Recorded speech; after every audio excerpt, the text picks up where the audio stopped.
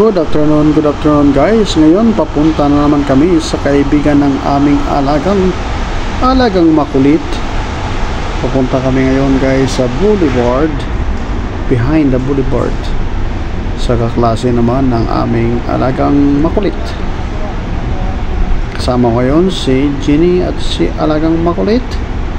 Papunta kami doon guys. Ngayon ating araw ay medyo palubog na. Pag uwi naman mamaya guys is gabi na naman. Ito ang life namin dito sa gitnang silangan, palaging nasa daan.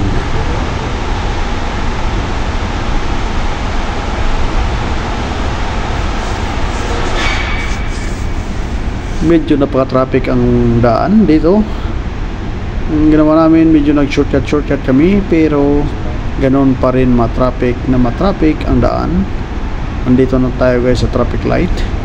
Ang traffic light dito is traffic light talaga.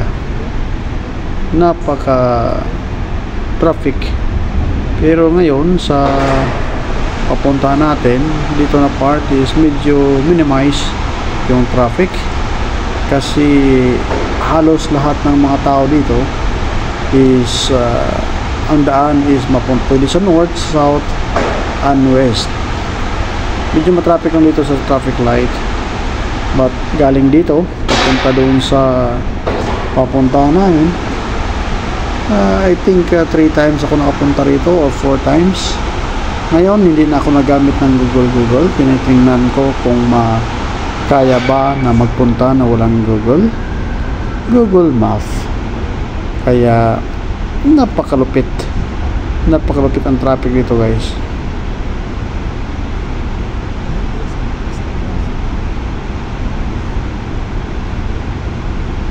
Nakatry na ba kayo mag-drive na left and right, nagbanggaan? Yung alaga namin dito guys, panay sabi, banggaan mo ang harapan, banggaan mo yan. Palaging nagsasabi, bomb the car. Hindi niya alam, pag nagmamadali siya, lalo kaming tatagal kung mabanggaan ko ang sa harapan na to. Dito guys, siguro mga 60 seconds yung traffic light dito, kasi medyo matagal na paghihintay. Pero yun nga, inaantok na ako sa paghihintay kung kailan mag green ang red. Kailangan talaga ang more pasensya dito sa gitnang silangan. Kung hindi mainit ang panahon, pag mainit ang ulo mo, wala, accident ang kalabasan mo. Kaya dapat medyo relax lang, medyo relax talaga. Kaya medyo damihan ang pagdala ng maraming pasensya, kasi pag wala kang pasensya dito, wala kang magagawa. Kaya guys, kung bago ka pa sa aking vlog, please like and share, and don't forget to subscribe my channel guys. Baka naman sa pag-like mo nito and pag-share, para maging updated ka guys sa sama sa aking pagbiyahe. Ito talaga ang buhay, parang matulog na ako guys sa pagod sa pagmaneho everyday. Good morning, 6:30 ng umaga. Ngayon alas 5 ng hapon, 5:47. Pero ganoon pa rin, nasa biyahe pa rin. Kailangan talaga magsipag, resulta pagod. Yun nga kasi ganila, di baling tamad basta hindi pagod.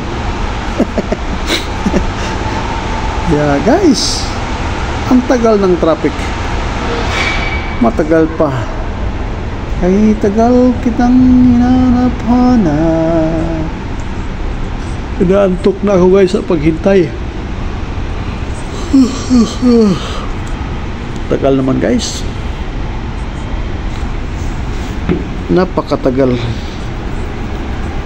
Napakatagal sa aming mag-go.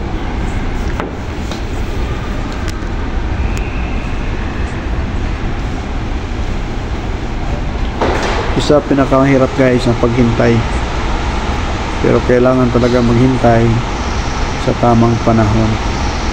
Hindi man ngayon, hindi man bukas, darating at darating talaga na ang red na yan maging green para makaalis tayo. Kunting tiis pa, tiis pa hanggang mag-red, red and to green. Napakatagal guys, no? Inaantok na ako. Hindi pa nag-green.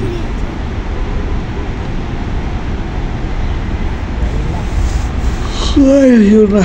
Mag-green na sa wakas.